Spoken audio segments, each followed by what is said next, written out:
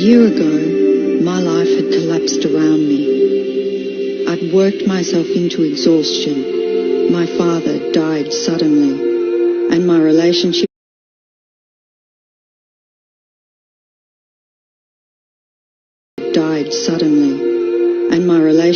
were in turmoil. Little did I know at the time, out of my greatest despair was to come the greatest gift.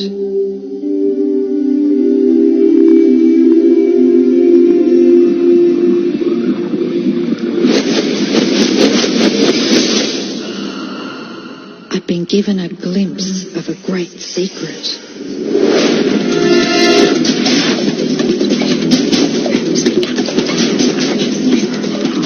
I began tracing the secret back through history.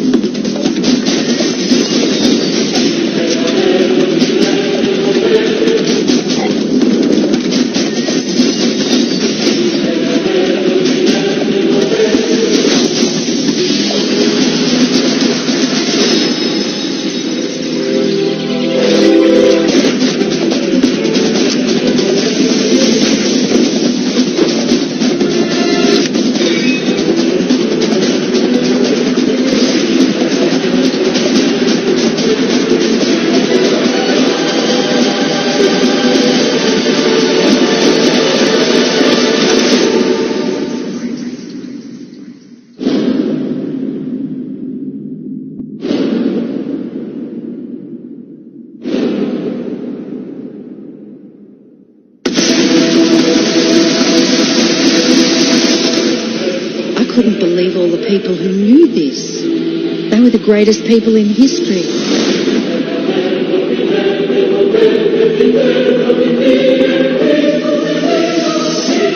Why doesn't anyone know this? All I wanted to do was share the secret with the world. I began searching for people alive today who know the secret.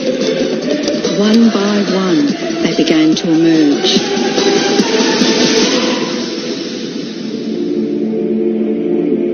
You know, this secret gives you everything you want. Happiness, health, and wealth. You can have, do, or be anything you want. We can have whatever it is that we choose. I don't care how big it is. What kind of a house do you want to live in? Do you want to be a millionaire? What kind of a business do you want to have? Do you want more success? What do you really want? I've seen many miracles take place in people's lives. Financial miracles, miracles of physical healing, mental healing, healing in relationships. All of this happened because of knowing how to apply the secret. This is the great secret of life.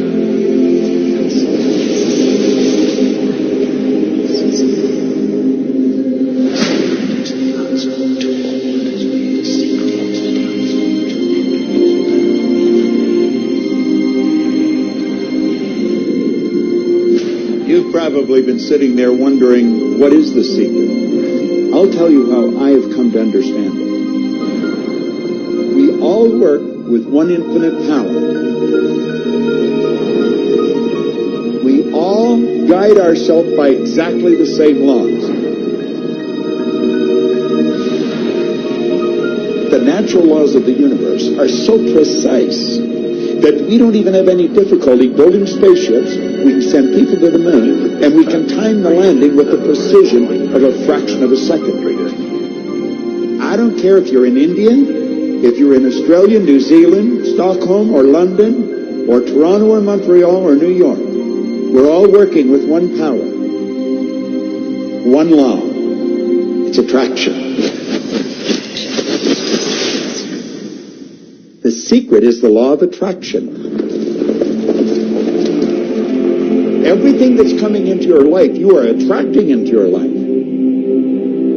And it's attracted to you by virtue of the images you're holding in your mind. It's what you're thinking. You see, whatever is going on in your mind, you're attracting to you. Now, wise people have always known that. You can go right back to the ancient Babylonians. They've always known this. It's a small, select group of people. Why do you think that 1% of the population earns around 96% of all the money that's being earned? Do you think that's an accident? It's no accident. It's designed that way. They understand something. They understand the secret. And you are being introduced to the secret. The simplest way for me to look at the law of attraction is if I think of myself as a magnet, and I know that a magnet will attract to it. Very basically put, the law of attraction says that like attracts like. But we're really talking at a level of thought. Our job as humans is to hold on to the thoughts of what we want, make it absolutely clear in our minds what we want, and from that we start to invoke one of the greatest laws in the universe, and that's the law of attraction. You become what you think about most, but you also attract what you think about most. If you see it in here, you're going to hold it here. And that principle can be summed up in 3 simple words. Thoughts become things. What most people don't understand is a thought has a frequency. Every thought has a frequency. We can measure a thought. And so if you're thinking that thought over and over and over again, or if you're imagining in your mind, okay, having that brand new car, having the money that you need, building that company, finding your soulmate, if you imagine what that looks like, you're emitting that frequency on a consistent basis. Thoughts are sending out that magnetic signal that is drawing the parallel back to you. See yourself living in abundance, and you will attract it. It always works. It works every time with every person. Here's the problem. Most people are thinking about what they don't want, and they're wondering why it shows up over and over and over again. The law of attraction doesn't care whether you perceive something to be good or bad, or whether you don't want it or whether you do want it. It's responding to your thoughts. So if you're sitting there looking at a mountain of debt, feeling terrible about it, that's the signal you're putting out into the universe. Wow, I feel really bad because of all this debt I've got. You're just affirming it to yourself. You feel it on every level of your being. That's what you're going to get more of. The law of attraction is really obedience. When you think of the things that you want and you focus on them with all of your intention, the law of attraction will give you what you want every time. When you focus on the things that you don't want, I don't want to be late, I don't want to be late, you really are calling that into existence. The law of attraction doesn't hear that you don't want it, and so it's going to show up over and over and over again. The law of attraction is not biased to wants or don't wants. It manifests the things that you think about. The law of attraction is always working. Whether you believe it or understand it or not, it's always working. It's working as much as you're thinking. Anytime your thoughts are flowing, the law of attraction is operational. When you're thinking about the past, present, or the future, the law of attraction is working. It's an ongoing process. You don't press pause. You don't press stop. It is forever in action, as your thoughts are.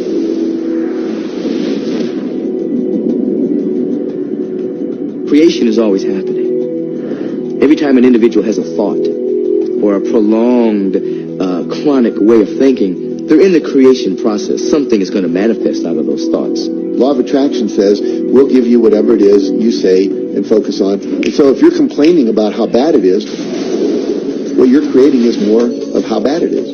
Look, I can do that.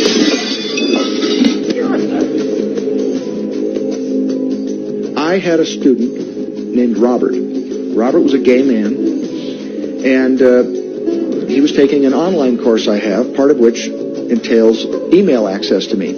And he outlined all of the grim realities of his life. In his job, all the people ganged up on him. And it was constantly stressful because of how nasty they were with him. When he walked down the street, he said every block he was accosted by homophobic people who wanted to abuse him in some way. He was wanting to become a stand-up comedian. And when he went out and did a stand-up comedy job, everybody heckled him about being gay. And his whole life was one of a lot of unhappiness and misery, and it all focused around this idea of being attacked because he was gay. I began to teach him that he was focusing on what he did not want. I directed him back to his email that he sent me and said, read it again. Look at all the things you do not want that you're telling me about. And I can tell you're very passionate about this. When you focus on something with a lot of passion, it makes it happen even faster. And then he really started taking this thing about focusing on what you want to heart. And he began really trying. What happened within the next 6 to 8 weeks was absolutely a miracle. He said that all the people in his office that had been harassing him either transferred to another department, quit working at the company, or started totally leaving him alone, and he began to love his job. He noticed that when he was walking down the street that nobody came up to him and harassed him anymore. They just weren't there. I'm a very, very gay man. When he went and did his stand-up comedy routines, he started getting standing ovations and nobody was heckling him. His whole life changed because he changed from focusing on what he did not want, what he was afraid of, what he wanted to avoid, to focusing on what he did want. So we may be very positive in our outlook and orientation, and we tend to attract positive people and positive events and circumstances. We may be very negative in our orientation, or very angry, in which case we tend to attract negative, angry people and negative, angry circumstances. And so you end up attracting to you the predominant thoughts that you're holding in your awareness, whether those thoughts are conscious or whether they're unconscious. That's the rub. If you look very carefully when it comes to the secret and the power of our mind, the power of our intention in our daily lives, it's all around us. All we got to do is open our eyes and look. You can see law of attraction everywhere. You draw everything to yourself. The people, the job, the circumstances, the health, the wealth, the debt, the joy, the car that you drive, the community that you're in, and you've drawn them onto you like a magnet. What you think about, you bring about. Your life is a physical manifestation of the thoughts that go on in your head. I mean, I'm not talking to you from the point of view of just wishful thinking or imaginary craziness. I'm talking to you from a deeper, basic understanding. Quantum physics really begins to point to this discovery. It says that you can't have a universe without mind entering into it, that the mind is actually shaping the very thing that is being perceived. Now, if you don't understand it, doesn't mean you should reject it. You don't understand electricity, probably. First of all, no one even knows what electricity is, and yet you enjoy the benefits of it. Do you know how it works? I don't know how it works, but I do know this, that you can cook a man's dinner with electricity, and you can also cook the man. People oftentimes, when they begin to understand the great secret, become frightened of all of these negative thoughts that they have. Two things they need to be aware of. One, it has been proven now scientifically that an affirmative thought is hundreds of times more powerful than a negative thought. So that eliminates a degree of worry right there. And the second thing is that thank God there's a time delay, that all of your thoughts don't come true instantly. We'd be in trouble if they did.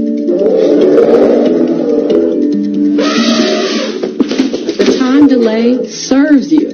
It allows you to reassess, think about what you want, and make a new choice. So you want to become aware of your thoughts, and you want to choose your thoughts carefully, and you want to have fun with this, because you are the masterpiece of your own life. You are the Michelangelo of your own life. The David that you are sculpting is you, and you do it with your thoughts. The leaders in the past who had the secret wanted to keep the power and not share the power. So they kept people ignorant of the secret. People went to work, they did their job, they came home. They were on a treadmill with no power because the secret was kept in the few. We live in a universe in which there are laws. Just as there's a law of gravity, if you fall off a building, it doesn't matter whether you're a good person or a bad person, you're going to hit the ground. Everything that's around you right now in your life, including the things you're complaining about, you've attracted. Now, I know at first blush that's going to be something that you hate to hear. You're going to immediately say, I didn't attract the car accident. I didn't attract this particular client. I didn't particularly attract the debt. I didn't attract whatever it happens to be that you're complaining about. And I'm here to be a little bit in your face and to say, yes, you did attract it. And this is one of the hardest concepts to get. But once you've accepted it, it's life transforming. This is part of the overall giant secret here. And most of us attract by default. We just think that we don't have any control over it. Our thoughts are on autopilot. Our feelings are on autopilot. And so everything is just brought to us by default. Now, if this is your first time to hear this, it may feel like, oh, I have to now monitor my thoughts. This is going to be a lot of work. It will seem like that at first, but that's where the fun begins. It's impossible to monitor every thought we have. Researchers tell us that we have about 60,000 thoughts a day. Can you imagine how exhausted you feel trying to control all of those thoughts? Fortunately, there's an easier way, and it's our feelings.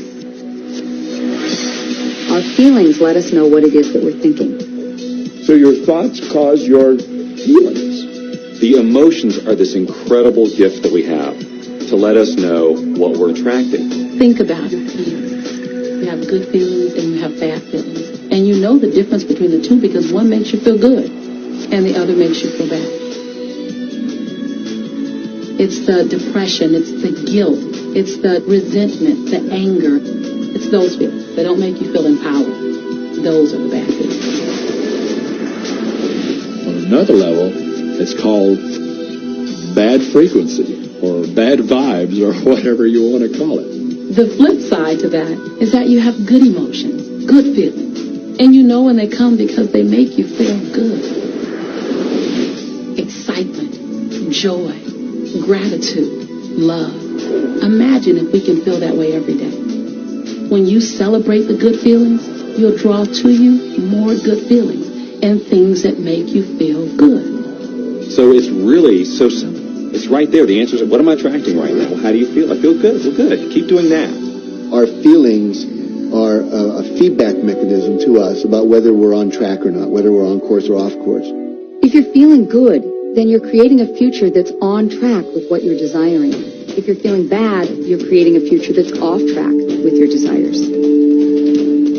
As you go about your day, the law of attraction is working in every second. Everything we think, everything we're feeling is creating our future. If you're worried, if you're in fear, then that's bringing more of that into your life throughout the day.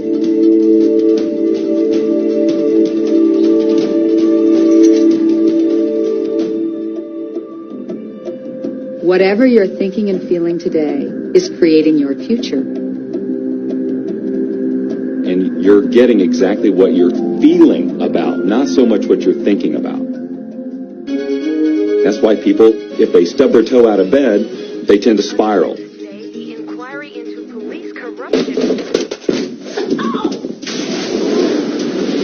The whole day goes like that, you know. They have no clue that a simple shifting of their emotions can change their entire day and life.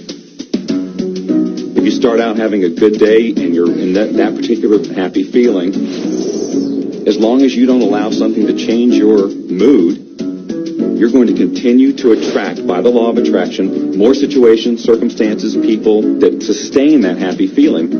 Good days, bad days, rich get richer, poor get poorer. It's all about what these people are predominantly and continually feeling. You can begin right now to feel healthy. You can begin to feel prosperous. You can begin to feel the love that's surrounding you, even if it's not there. And what will happen is the universe will correspond to the nature of your song. The universe will correspond to the nature of that inner feeling and manifest because that's the way you feel. Your thoughts and your feelings create your life. It'll always be that way. Guaranteed. So basically what you focus on with thought and feeling is what you attract into your experience, whether or not it's something you want. It's hard to swallow. But when we can begin to open ourselves up to that, the ramifications are awesome. It means that whatever thought has done in your life, it can be undone through a shift in your awareness.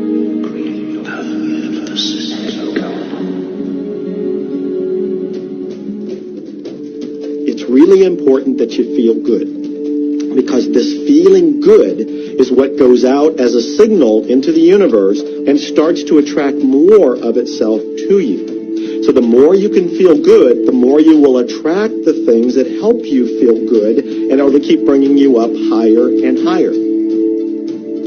When you're feeling down, do you know that you can change it like that? Put on a beautiful piece of music. Start singing. That'll change your emotion. Or think of something beautiful. Think of a baby. Maybe one you love.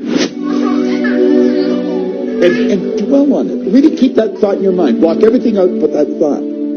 I guarantee you'll start to feel good. This principle applies to your family pet, for instance, which I believe are wonderful because they put you in a great emotional state. When you feel love for your pet, that's a great state of love that's going to bring goodness into your life. What a gift that is. Once you begin to understand and truly master your thoughts and feelings, that's when you see how you create your own reality. That's where your freedom is. That's where all your power is. That's when you see how you can become a deliberate creator of your life. And when you are a deliberate creator of your life and you use this law of attraction, you will have a life that is beyond what you could possibly imagine right now. Since I learned the secret and started applying it to my life has truly become magical. I think the kind of life that everybody dreams of, and I live on a day-to-day basis. I live in a $4.5 million mansion. I have a wife to die for. I get to vacation in all the fabulous spots of the world. I've climbed mountains, I've explored, I've been on safari. And all of this happened and continues to happen because of knowing how to apply the secret. Life can be absolutely phenomenal, and it should be, and it will be, when you start using the secret.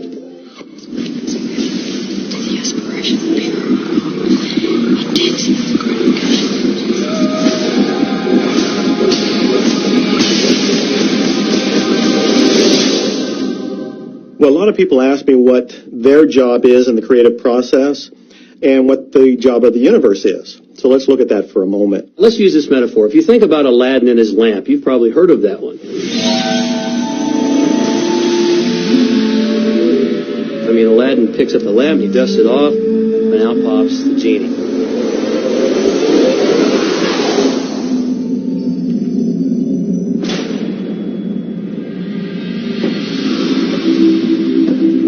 And the genie always says one thing. Your wish is my command.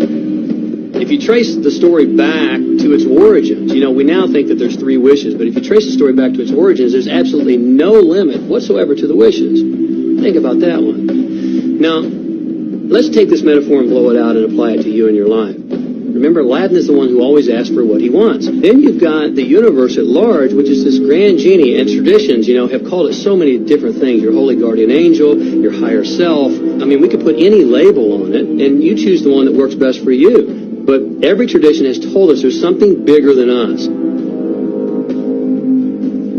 And the genie always says one thing. Your wish is my command. There is a creative process, a 3-step process, and it's been around for 2,000 years. The first step is to ask.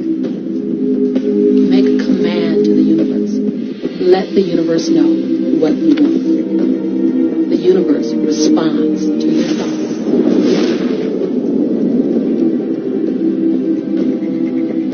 What do you really want?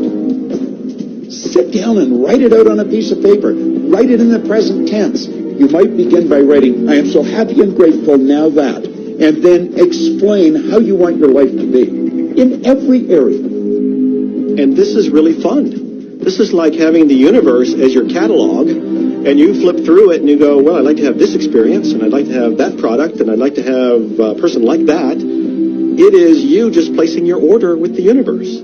It's really that easy. Step 2 is believe. Believe that it's already yours. Have what I love to call unwavering faith. Believing in the unseen. Your wish is my command. And the universe will start to rearrange itself to make it happen for you. Most of us have never allowed ourselves to want what we truly want because we can't see how it's going to manifest. If you do just a little research, it is going to become evident to you that anyone that ever accomplished anything did not know how they were going to do it. They only knew they were going to do it. You don't need to know how it's going to come about. You don't need to know how the universe will rearrange itself. You don't know how. It'll be shown to you. You will attract the way. Most of the time when we don't see the things that we've requested, we get frustrated, we get disappointed, and we begin to become doubtful. The doubt brings about a feeling of disappointment. Recognize that feeling and replace it with a feeling of unwavering faith. I know like I know that it's on its way. Step 3, and the final step in the process, is to receive. Begin to feel wonderful about it. Feel the way you will feel once it arrives. Feel it now. And in this process, it's important to feel good, to be happy, because when you're feeling good, you're putting yourself in the frequency of what it is that you're wanting. This is a feeling universe. So if you just intellectually believe something, but you have no corresponding feeling underneath that, you don't necessarily have enough power to manifest what you want in your life. You have to feel it.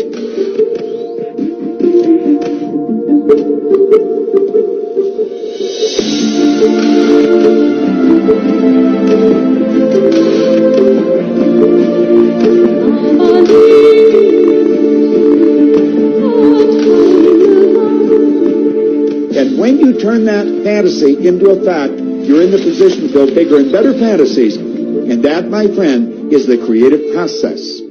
So the law of attraction, the study and practice of the law of attraction is just figuring out what will help you generate the feelings of having it now. Go test drive that car. Go shop for that home. Get in the house. Do whatever you have to do to generate the feelings of having it now and remember them. Whatever you can do to do that will help you to literally attract it. It could be you wake up and it's just there, it's manifest. Or you might get some inspired idea of some action to take. You certainly shouldn't be going, well, I could do it this way, but man, I would hate that, because you're not on the right track if that's the case. Action will sometimes be required, but if you're really doing it in line with what the universe is trying to deliver, it's going to feel joyous, you're going to feel so alive, time will just stop, you could do it all day. The universe likes speed. Don't delay, don't second guess, don't doubt. When the opportunity's there, when the impulse is there, when the intuitive nudge from within is there, act. That's your job. And that's all you have to do. You will attract everything that you require. If it's money you need, you'll attract it. If it's people you need, you'll attract it. If it's a certain book you need, you'll attract it. You've got to pay attention to what you're attracted to. Because as you hold images of what you want, you're going to be attracted to things and they're going to be attracted to you. But it literally moves into physical reality with and through you. And it does that by law. You can start with nothing. And out of nothing and out of no way, a way will be made. Think of this. A car driving through the night, the headlights only go 100 to 200 feet forward. And you can make it all the way from California to New York driving through the dark because all you have to see is the next 200 feet. That's how life tends to unfold before us. And if we just trust that the next 200 feet will unfold after that, the next 200 feet will unfold after that, your life will keep unfolding, and it will eventually get you to the destination of whatever it is you truly want because you want it.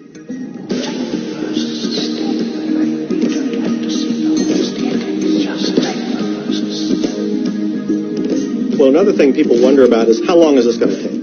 How long will it take to manifest the car, the relationship, the money, whatever it happens to be?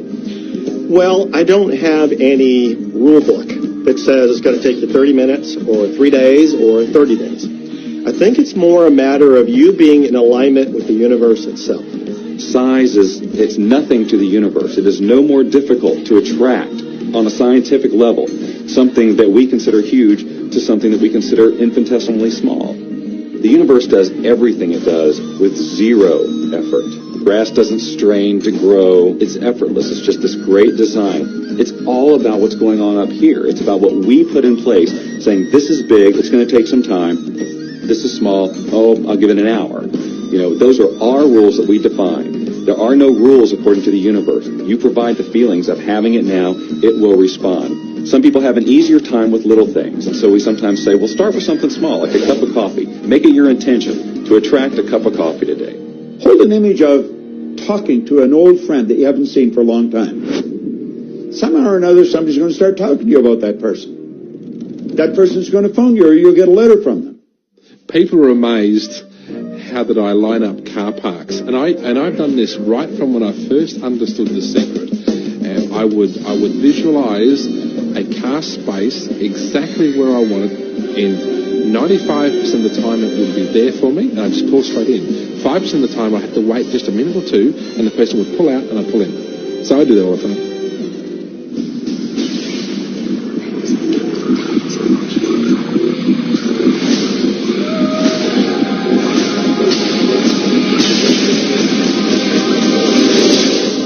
A lot of people feel stuck or in prison or confined by their current circumstances.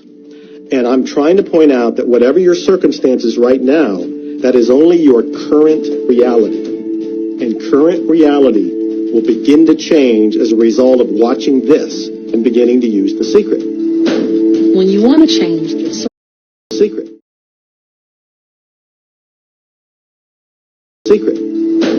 When you want to change the circumstance, you must first change your thinking. Every time you look inside your mail expecting to see a bill, guess what? It'll be there. Each day you go out dreading the bill. You're never expecting anything great. You're thinking about debt. You're expecting debt. So debt must show up so you won't think you're crazy. And every day you confirm your thought. Is debt going to be there? Yes, debt's there. Is debt going to be there? Yes, debt's there. Why? Because you expected debt to be there. So it showed up because the law of attraction is always being obedient to your thoughts. Do yourself a favor. Expect a check. Most people look at their current state of affairs and they say, this is who I am.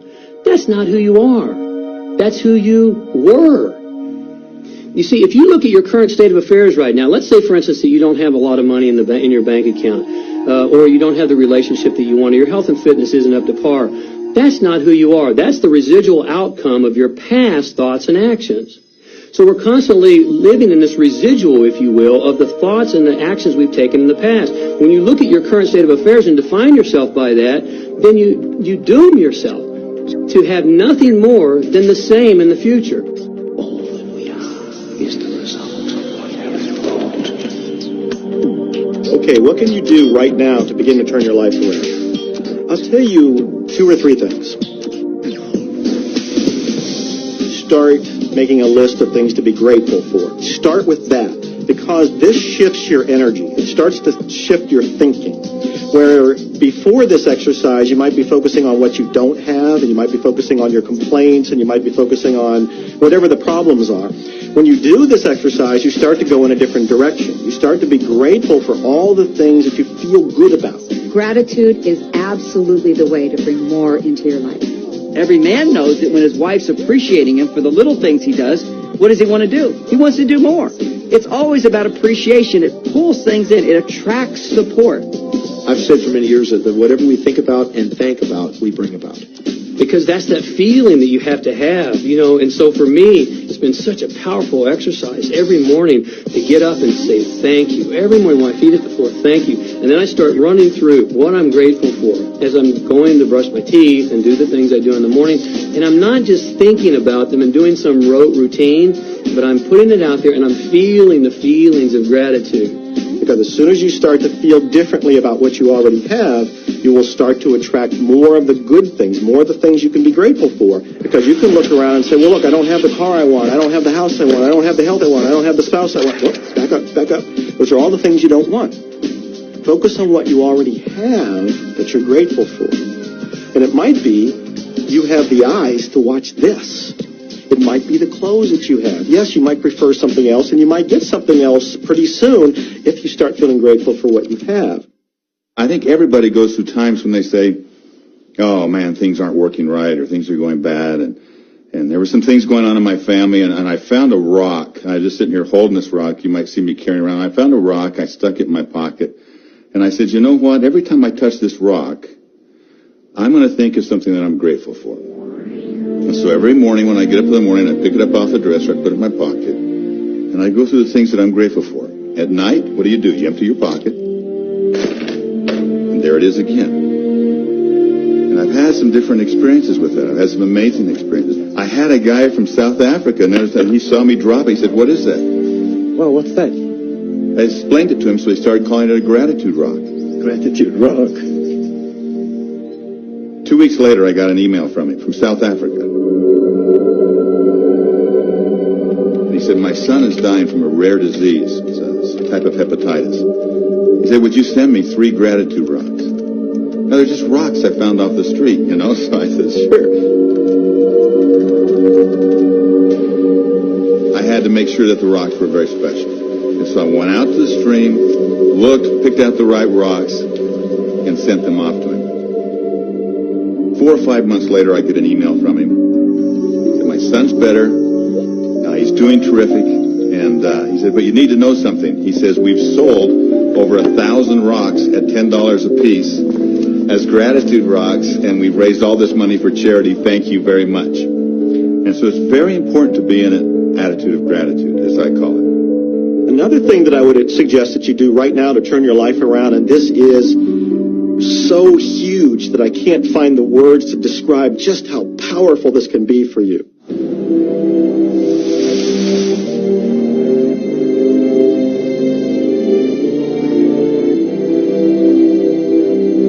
I took the visualization process from the Apollo program and instituted it during the 1980s and 90s into the Olympic program. And it was called Visual Motor Rehearsal. When you visualize, then you materialize. And the interesting thing about the mind is we took Olympic athletes and then hooked them up to sophisticated biofeedback equipment and had them run their event only in their mind. Incredibly, the same muscles fired in the same sequence when they were running the race in their mind as when they were running it on the track. How could this be? Because the mind can't distinguish whether you're really doing it or whether it's just a practice. I think if you've been there in the mind, you'll go there in the body. When you're visualizing, when you've got that picture playing out in your mind, always and only dwell upon the end result.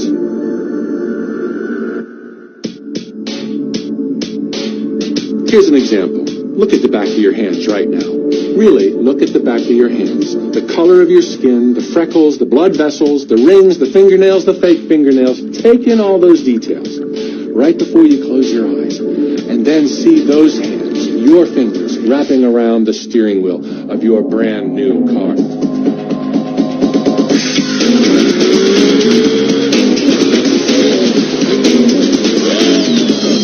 This is such a holographic experience, so real in this moment, that you don't even feel like you need the car because it feels like you already have it. It's the feeling that really creates the attraction. not just the picture or the thought. And I think for a lot of people, they think, well, if I think positive thoughts, or if I visualize having what I want, that'll be enough. But if you're doing that and still not feeling abundant or feeling, loving and grateful, then it doesn't, from my mind, really create the power of the attraction. This is where the secret actually moves into action. You put yourself in the feeling place of really being in that car, not, oh, I wish I could get that car, or someday I'll have that car, because that's a very definite feeling associated with that. It's not in the now, it's not, it's in the future. If you stay in that feeling, it will always be in the future. Feel the joy, feel the happiness, no matter how silly it seems in that dark and quiet room, and you're going, woohoo! Do it! A lot of people will say, come on, do I have to do that? How bad do you want change?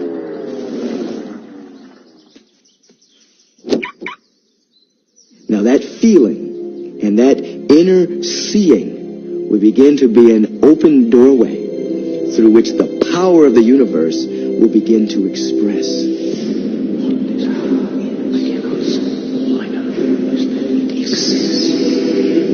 Our job is not to figure out the how. The how will show up out of the commitment and the belief in the what. The hows are the domain of the universe. It always knows the shortest, quickest, fastest, most harmonious way between you and your dream. If you turn it over to the universe, you will be surprised and dazzled by what is delivered to you. This is where magic and miracles happen.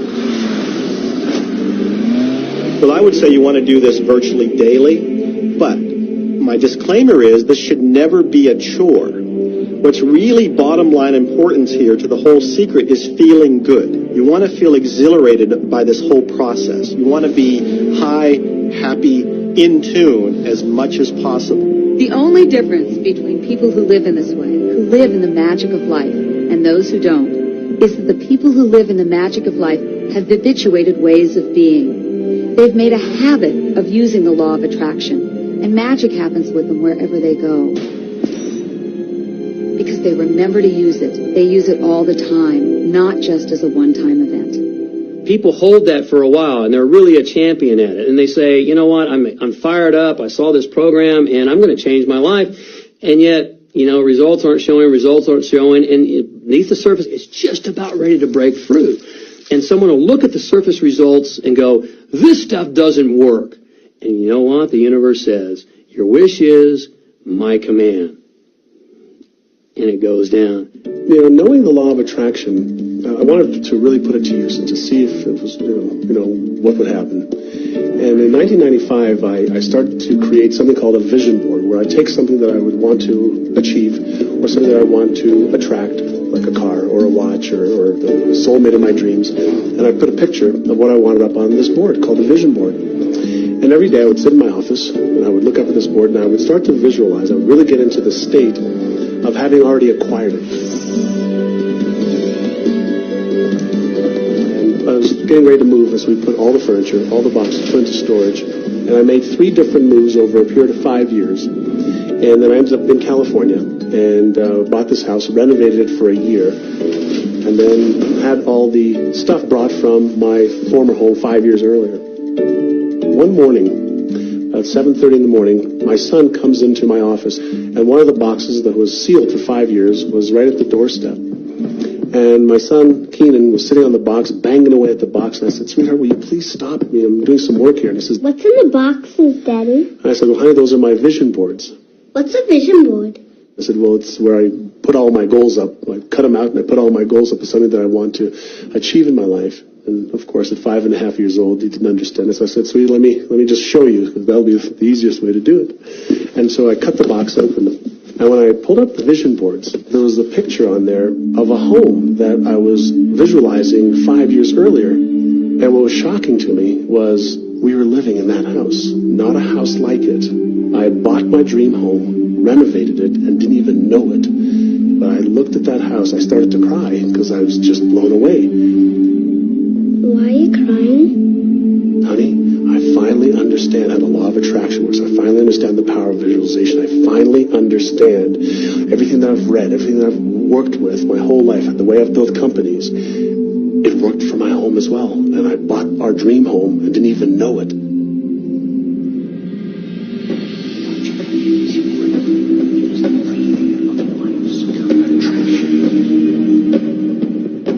decide what you want, believe you can have it, believe you deserve it, believe it's possible for you. And then close your eyes every day for several minutes and visualize having what you already want and feeling the feelings of already having it. Come out of that and focus on what you're grateful for already. And really enjoy it, okay? And then go into your day and release it to the universe and trust that the universe will figure out how to manifest it.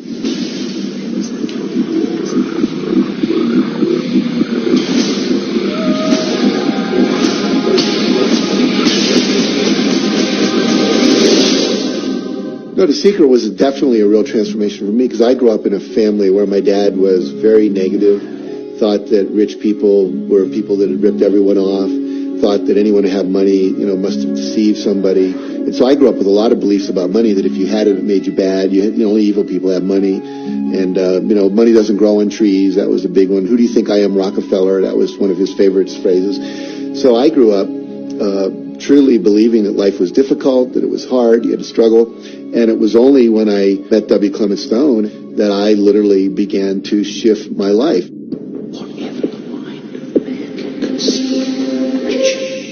When I was working with Stone, he said, I want you to set a goal that's so big that if you achieved it, it would blow your mind. And you would know it's only because of what I've taught you that you would have achieved this goal.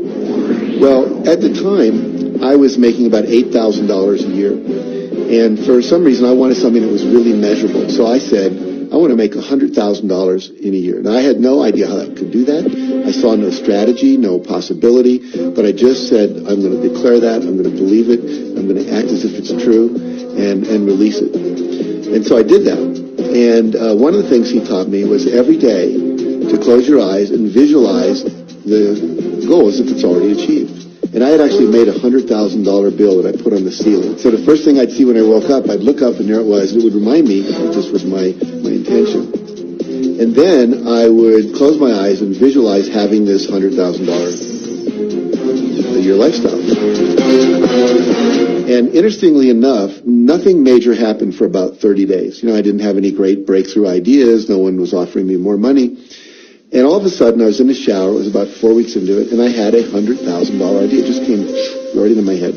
I had a book I had written, and I said, if I could sell 400,000 copies of my book at a quarter each, that would be $100,000. Now, the book was there, but I never had this thought. And one of the secrets, I think, is that when you have inspired thought, you have to trust it, you have to act on it. Now, I didn't know how to do that. I didn't know how I was going to sell 400,000 copies. We'd never done that. And then I saw the National Enquirer at the supermarket. I had seen that millions of times, and it was just background. And all of a sudden, it jumped out of me as foreground, and I thought, wow, if readers knew about my book, certainly 400,000 people would go out and buy it. And about 6 weeks later, I gave a talk at Hunter College in New York to 600 teachers, and this lady comes up at the end and she says, that was a great talk. I'd like to interview you. Let me give you my card. And I said, who do you write for? I'm a freelancer, but I sell most of my stuff to the National Enquirer. And I had this little theme from the Twilight Zone went off in my head. Like, whoa, this stuff's really working. So that article came out, and our book sales started to take off. But the point I want to make is that I was attracting into my life all these different events, including this person. And to make a long story short, I did not make $100,000 that year. We made $92,327. But do you think we were like depressed and going, this doesn't work? No, we were going, whoa, this is amazing. And so my wife said to me, wow, if it works for 100,000, you think it'd work for $1 million?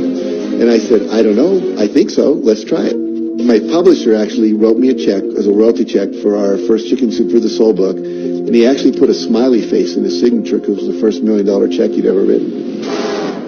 And so I know from my own experience, because I wanted to test it, does this secret really work? And we put it to the test. It absolutely worked. And now I live my life from that every single day. Well, I can just imagine what a lot of people that are watching this are thinking. And that is, how can I attract more money into my life? How can I get more of the green stuff?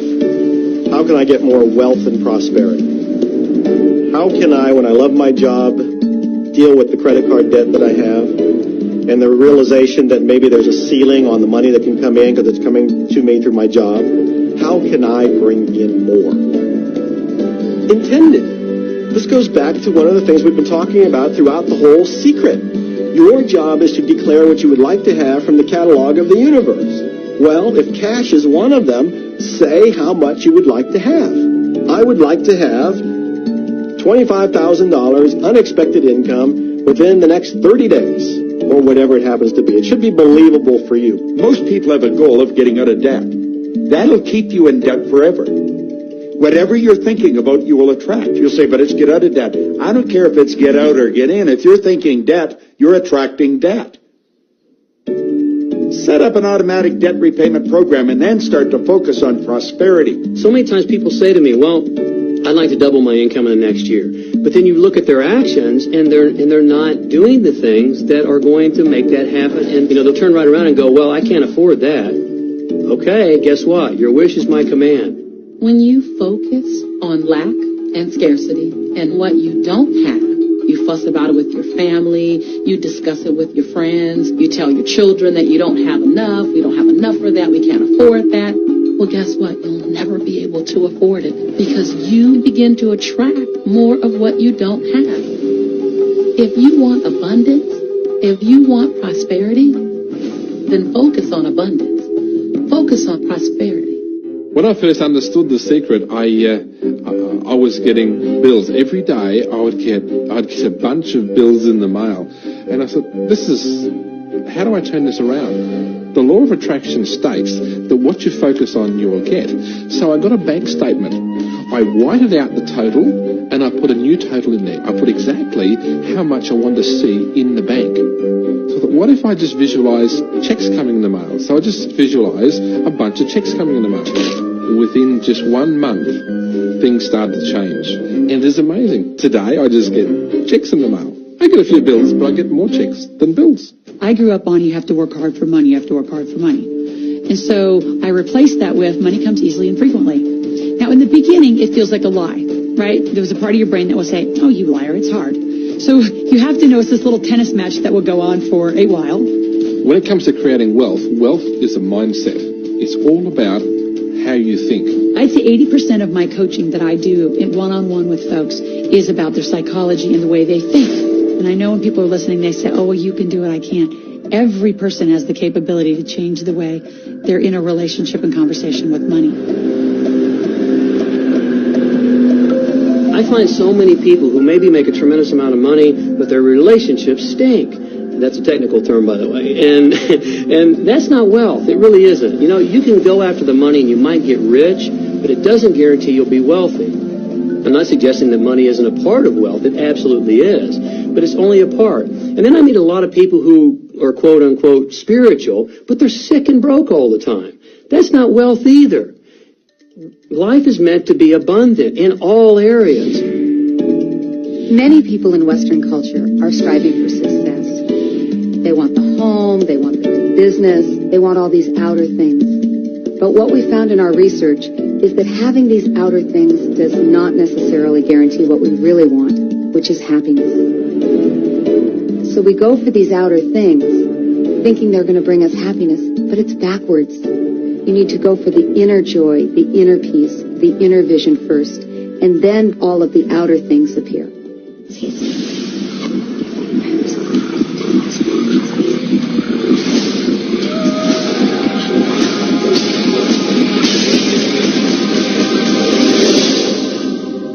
The secret means for me actually that we are creators of our universe and that every wish of what we want to create will manifest in our life. Therefore, it's very important what you wish, what your thoughts are, what your feelings are, because it will manifest. Now, one day I went into somebody's home and he was an art director of a very famous film producer. And in every corner, he had this beautiful image of a woman, a naked woman dressed with a fabric, kind of doing this, kind of saying, oh, I don't look at you, I don't see you, And I said, I think you have trouble in your romance. Are you a clairvoyant or something? No, but look, 7 places you have exactly that woman. But I love that kind of painting. I painted it myself. That's even worse, I said, because you put all your creation and your creativity in it. Now, he's this gorgeous-looking man. He has all these actresses around him because that's the work he does. He doesn't get romance. I said, what do you want? Well, I want to date 3 women a week. Okay, paint yourself with 3 women and hang it in every corner.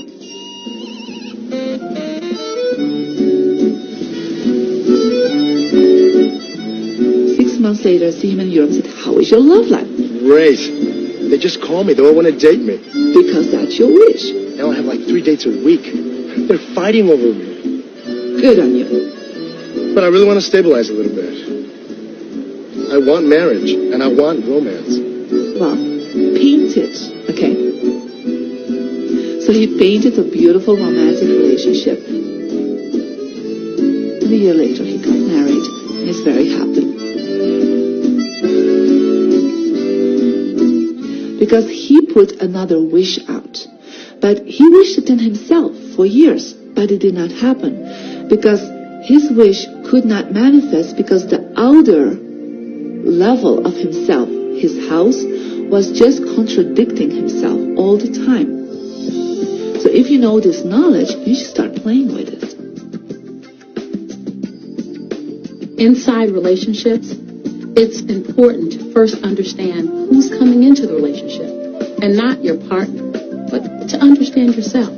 How can you ever expect anyone else to enjoy your company if you don't enjoy your own company? And so, again, the law of attraction, or the secret, is about bringing that into your life, and you've got to get really, really clear. Here's the question I would ask you to consider. Do you treat yourself the way that you want other people to treat you? You become the solution for you. Don't now you owe me and you need to give me more. Instead, give more to yourself. Take time off to give to yourself, in a sense, to fill yourself up to fullness, where now you can overflow in giving. I got into many relationships expecting my partner to show me my beauty because I didn't see my own beauty. See, when I was growing up, my heroes or my she-ro were the Bionic Woman, Wonder Woman, or Charlie's Angels. And while they're wonderful, they didn't look like me. It wasn't until I fell in love with Lisa, my mocha skin, my full lips, my round hips, my curly hair. It wasn't until that moment that I fell in love with me that the rest of the world was able to fall in love with me as well. There's something so magnificent about you. I have been studying me for 44 years. I want to kiss myself. Because you're going to get to love yourself. I'm not talking about conceit. I'm talking about a healthy respect for yourself. And as you love yourself, you'll love others. In relationships, we're so used to complaining about other people. My coworkers are so difficult to work with. My husband makes me so mad. Children are so lazy. It's always focusing on the other person. But for relationships to really work, we need to focus on what we appreciate about the other person, not what we're complaining about. When we're complaining about those things, we're only getting more of those things.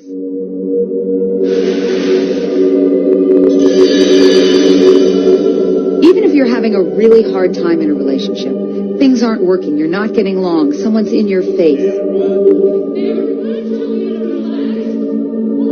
you still can turn that relationship around. Take a piece of paper and for the next 30 days, once a day, sit down and write all the things that you appreciate about that person. Think about all the reasons that you love them. You appreciate their sense of humor. You appreciate how supportive they are. And what you'll find is that when you focus on appreciating and acknowledging their strengths, that's what you'll get more of. And the problems will fade away. We cannot control other people, no matter how hard we try. So what you'll find is if somebody's come home in a bad mood, and you're actually in a good mood, you'll find yourself in a different place from them in that moment. We create our own happiness through the law of attraction. Oftentimes, you give others the opportunity to create your happiness. And many times, they fail to create it the way you want it. Why? Because only one person can be in charge of your joy, of your bliss, and that's you. So even as a parent, as a child, as a spouse, even the people closest to you, they do not have the control to create your happiness. Your joy lies within you.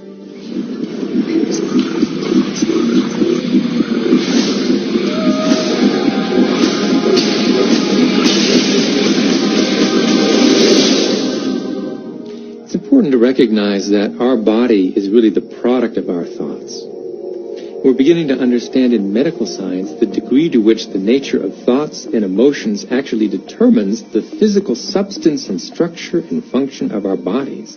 We've known in the healing arts of a placebo effect. A placebo is something that supposedly has no impact and no effect on the body, like a sugar pill or something. You tell the patient that this is just as effective. And what happens is the placebo has the same effect, if not greater effect, than sometimes the medication is supposed to be designed for that effect. So they found out that the human mind is the biggest factor in the healing arts, more so than sometimes the medication. If somebody is in a situation where they're sick and they have an alternative to try to explore what is in their mind creating it versus using medicine, if it's an acute situation that could bring death to them, then obviously the medicine is a wise thing to do while they explore what the mind is about. So you don't want to negate medicine. Every form of healing has a place. The universe is a masterpiece of abundance, good health, and well-being. When you open yourself up to feel the abundance of the universe, you'll experience the wonder, the joy, the bliss. You'll experience all the great things that the universe has for you. Good health, good wealth, good nature. When you shut yourself off with negative thoughts, you'll feel the discomfort, you'll feel the aches, you'll feel the pain. You'll feel as if every day is painful to get through. You know people who have had terminal disease. Stop and think of the word dis-ease. Hyphenate the word. That's a body that's not at ease. We've got 1,000 different diagnoses and disease out there. They're just the weak link. They're all the result of one thing, stress. And you put enough stress on the chain, you put enough stress on the system, and one of the links breaks. Our physiology creates disease to give us feedback, to let us know we have an imbalanced perspective and we're not loving and we're not grateful. So the body's signs and symptoms are not something terrible. The question that's frequently asked is when a person has manifested a disease in their body temple or some kind of discomfort in their life, through the power of right thinking, can it be turned around? And the answer is absolutely yes. On November 23rd, I was diagnosed with breast cancer. I truly believed in my heart, with my strong faith, that I was already healed. During the day, all day long, I would just say, thank you for my healing. On and on and on I went, thank you for my healing. I believed in my heart I was healed. I saw myself as if cancer was never in my body.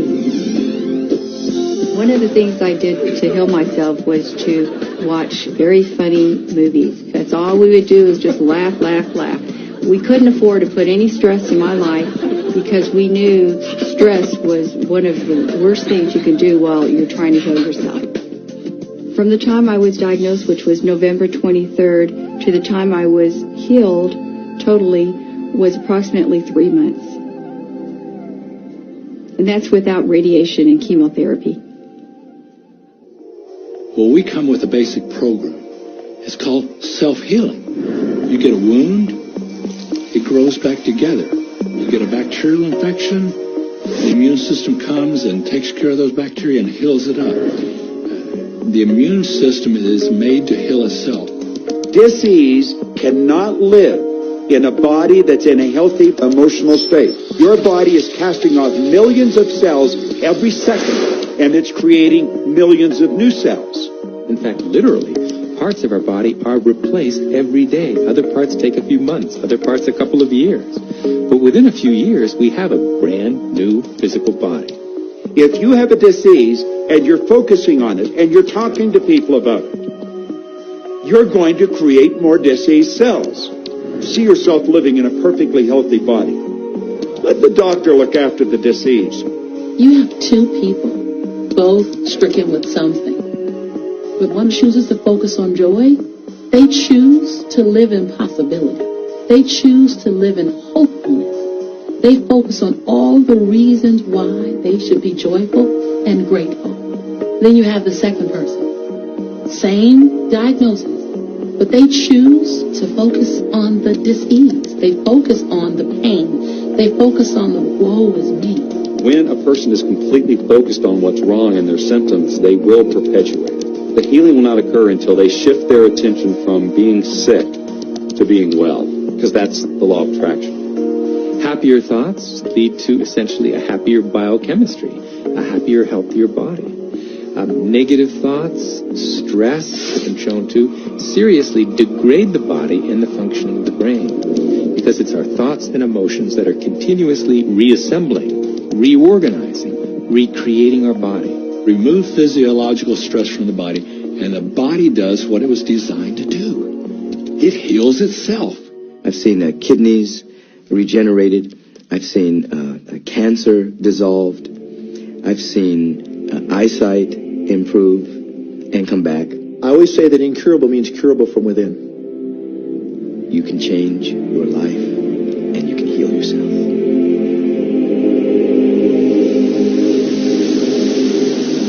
Well, my story begins on March 10, 1981. It really changed my whole life. It was a day I'll never forget. I crashed an airplane.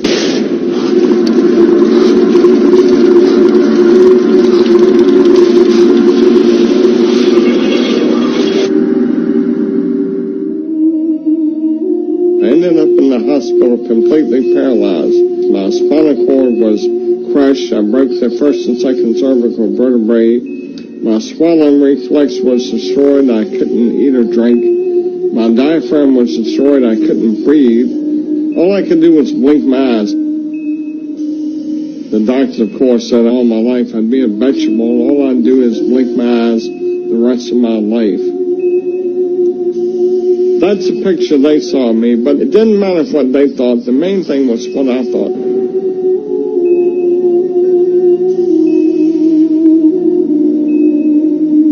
I picture myself being a normal person again, walking out of that hospital. The only thing I had to work with in the hospital was my mind. As long as you have your mind, you can put things back together again. I was hooked to a respirator, and they said I'd never breathe on my own again because my diaphragm was destroyed. But this little voice kept saying to me, breathe deep, breathe deep.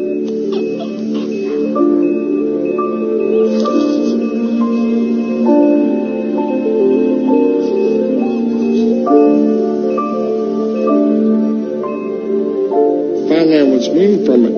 They were at a loss for an explanation.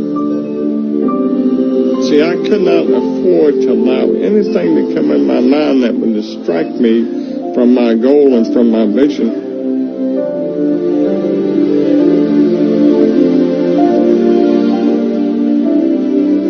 Well, I set a goal to walk out of the hospital on Christmas. That was my goal.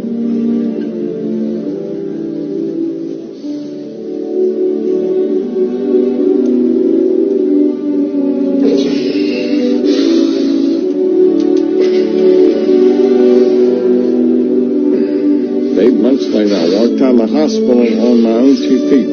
They said it couldn't be done. That's a day I will never forget.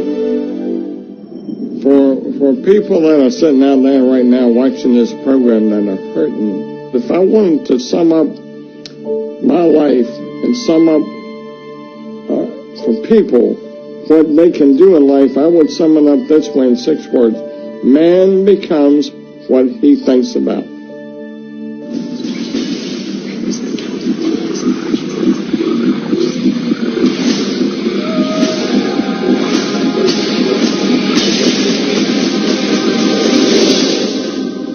Tendency to look at the things that they want and say, yes, I like that. I want that. However, they look at the things that they don't want and they give just as much energy, if not more energy, with the idea that they can stamp it out. They can eliminate it, obliterate it. In our society, we've become content with fighting against cancer, fighting against poverty, fighting against drugs, fighting against terrorism, fighting against violence.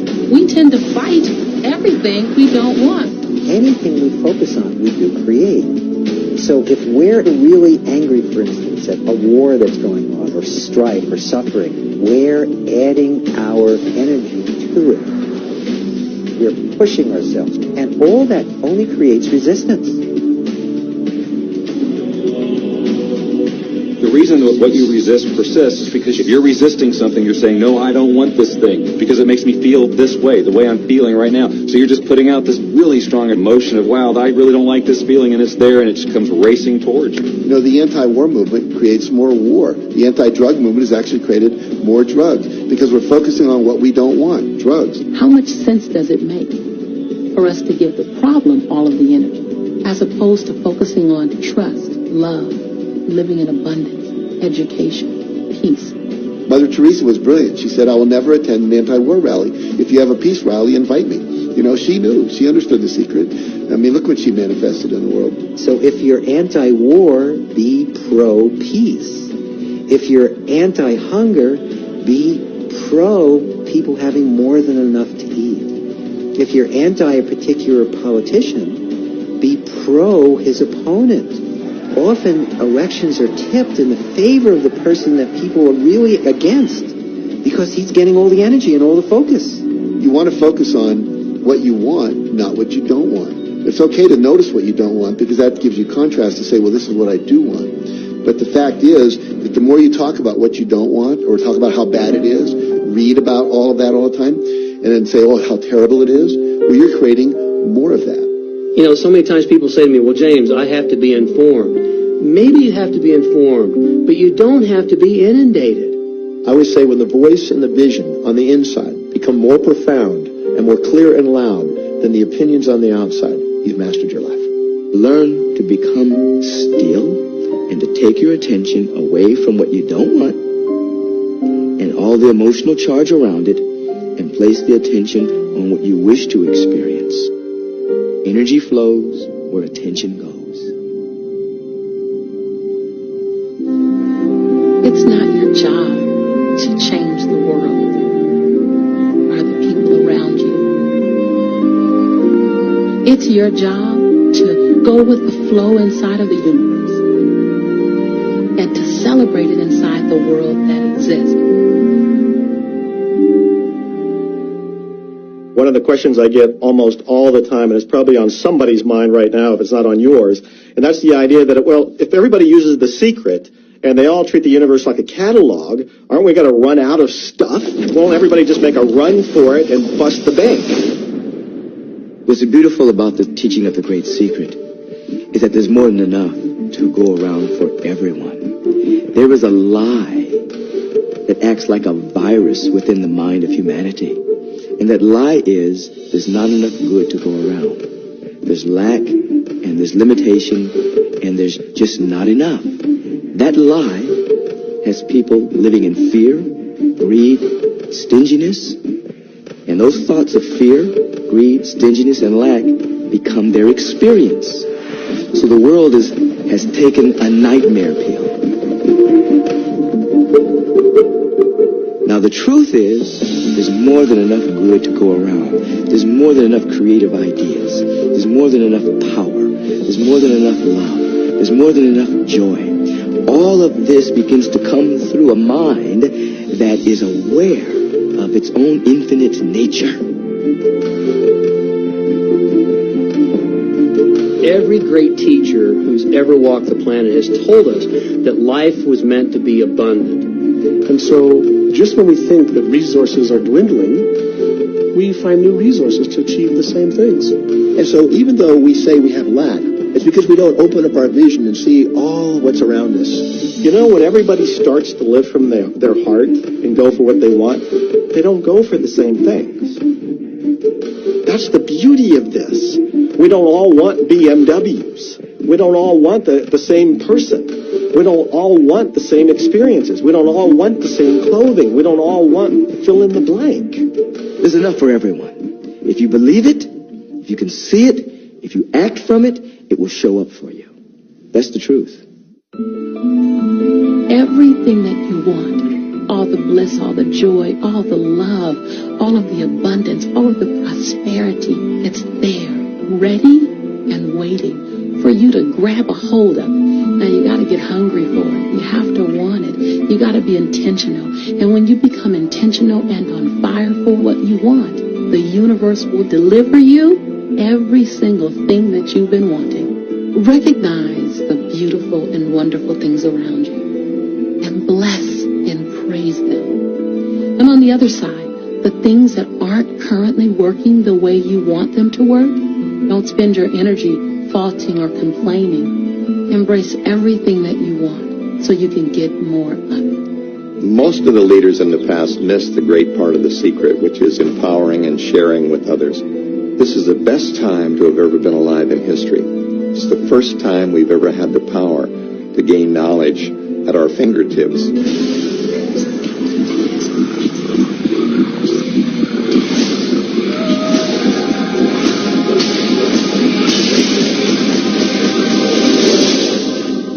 When we look around us, even at our own bodies, what we see is the tip of the iceberg. Think of this for a moment. Take your hand and look at it. Now, your hand looks solid, but it's really not. If you put it under a proper microscope, you'd see a mass of energy vibrating. Everything is made up of the exact same thing, whether it's your hand, whether it's the ocean, or whether it's a star. Everything is energy. And let me help you understand that just a little bit. There's the universe, of course, and our galaxy, and our planet, and then individuals, and then inside of this body are organ systems, and then there's cells, and then there's molecules, and then there's atoms, and then there is energy. So there are a lot of levels to talk about something on, but everything in the universe is energy. I don't care what city you're living in, you've got enough power in your body, potential power, to illuminate the whole city for nearly a week.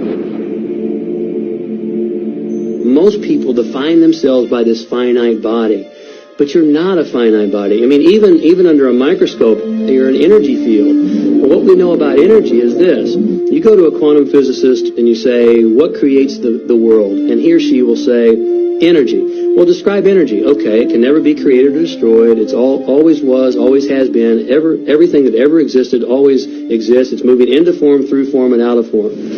Okay, great. You go to a theologian and you ask the question, what created the universe? And he or she will say, God. Okay, describe God. Always was and always has been, never can be created or destroyed. All that ever was, always will be, always moving into form, through form, and out of form. You see, it's the same description, just different terminology. And so if you think you're this meat suit running around, think again. You're a spiritual being. You're an energy field operating in a larger energy field. We're all connected. We just don't see it. There isn't an out there and an in here. Everything in the universe is connected. It's just one energy field. We often get distracted with this thing called our body and our physical being. That just holds your spirit. And your spirit is so big, it fills a room.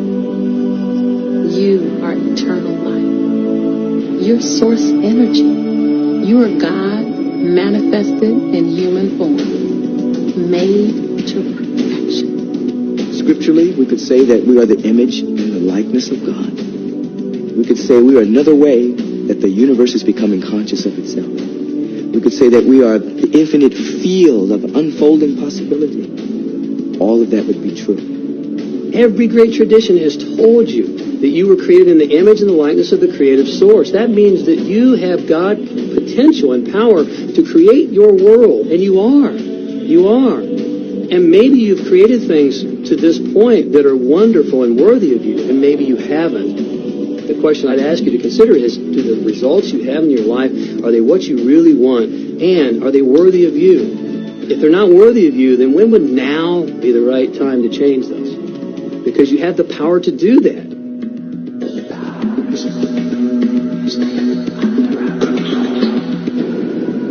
You know, a lot of people feel like they're victims in life, and they'll often point to past events, perhaps growing up with an abusive parent or in a dysfunctional family. And I would add as a parenthesis here that most psychologists believe that about 85% of families are dysfunctional, so it's like all of a sudden you're not so unique.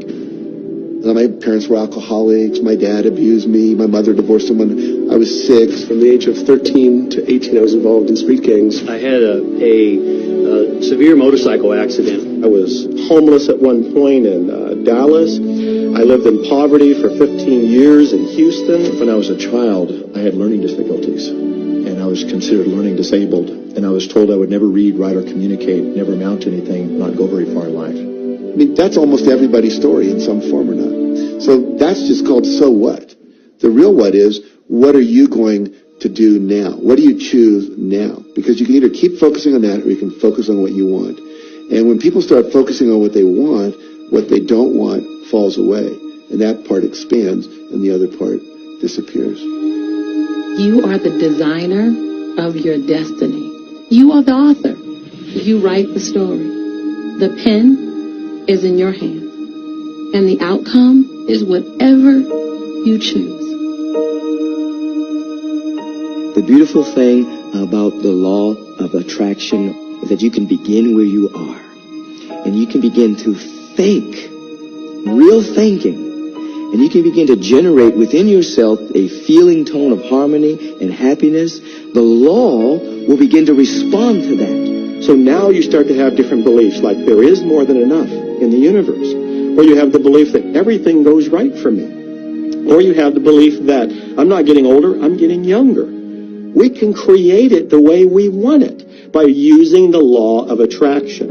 And you can break yourself free from your hereditary patterns, cultural codes, social beliefs, and prove once and for all that the power within you is greater than the power that's in the world. Some of you may be thinking, well, that's very nice, but I can't do that, or she won't let me do that, or he'll never let me do that, or I haven't got enough money to do that, or I'm not strong enough to do that, or I'm not rich enough to do that, I'm not. Every single I'm not is a creation.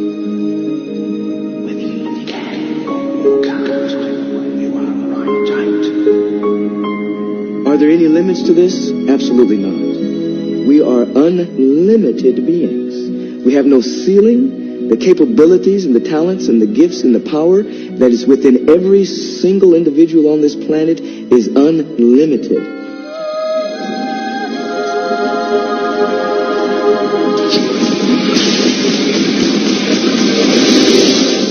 There is no blackboard in the sky on which God has written your purpose, your mission in life. There's no blackboard in the sky that says Neil Donald Walsh, a handsome guy who lived in the first part of the 21st century, who, colon, then there's a blank, and all I have to do to really understand what I'm doing here, why I'm here, is to find that blackboard and find out what God really has in mind for me.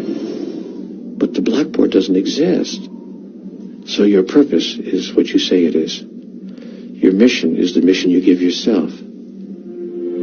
Your life will be what you create it as, and no one will stand in judgment of it now or ever. It took a lot of years for me to get this, because I grew up very much with this idea that, there was something I was supposed to do, and if I wasn't doing it, I was like, God wouldn't be happy with me, When I really got that my primary aim was to feel and experience joy, then I began to do only those things which brought me joy. We have a saying, if it ain't fun, don't do it, Joy, love, freedom, happiness, laughter. That's what it is.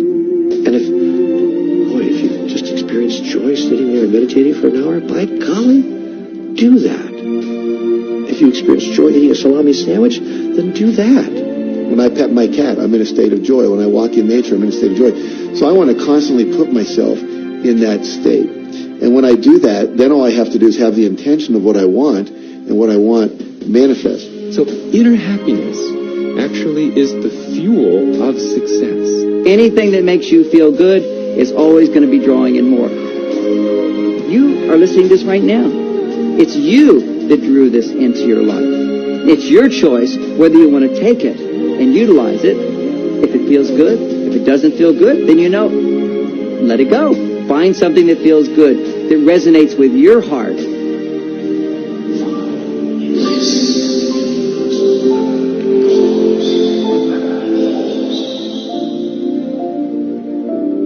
When you follow your bliss, you live in a constant space of joy. You open yourself up to the abundance of the universe. You're excited to share your life with those you love. And your excitement, your passion, your bliss, it becomes contagious. And that's what I'm doing almost all the time, is I'm following my excitement, I'm following my passion, I'm following my enthusiasm, and I'm doing it throughout Joe's day. Enjoy life with us, because life is phenomenal. It's a magnificent trip. You will live in a different reality, a different life, and people will look at you and say, what do you do different than me? Well, the only thing that is different is that you work with a secret. And then you can do and have and be things that people will say that's impossible for you to do and have and be. We're really now moving into a new era. It's the era where the last frontier is not space, as Star Trek would say, but it's going to be mind. I see a future of unbounded potential, unbounded possibilities. Remember, we're using at most 5% of the potential of the human mind. 100% human potential is the result of proper education. So imagine a world where people were using their full mental and emotional potential. We could go anywhere. We could do anything, achieve anything. See yourself with the good that you desire. Every religious book tells us that. Every great book on philosophy, every great leader, all the avatars who have ever lived, go back and study the wise ones. Many of them have been presented to you in this program. You know what? They all understood one thing. They understood the secret. Now you understand it. And the more you use it, the more you'll understand it. You've come to this juncture in your life merely because something in you kept saying, you deserve to be happy. You are born to add something, to add value to this world, to simply be the best that you can be.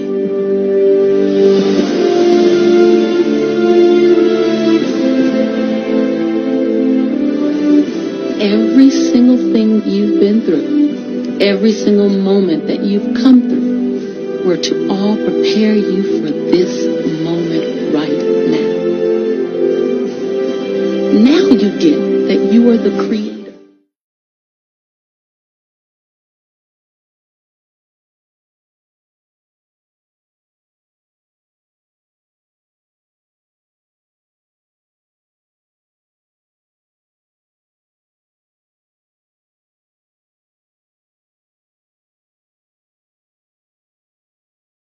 Sing your song. No one else can write your story. Who you are, what you do, begins right now. I believe that you're great, that there's something magnificent about you. Regardless of what has happened to you in your life, regardless of how young or how old you think you might be, the moment you begin to think properly, there's something that is within you. There's power within you that's greater than the world. It will begin to emerge. It will take over your life.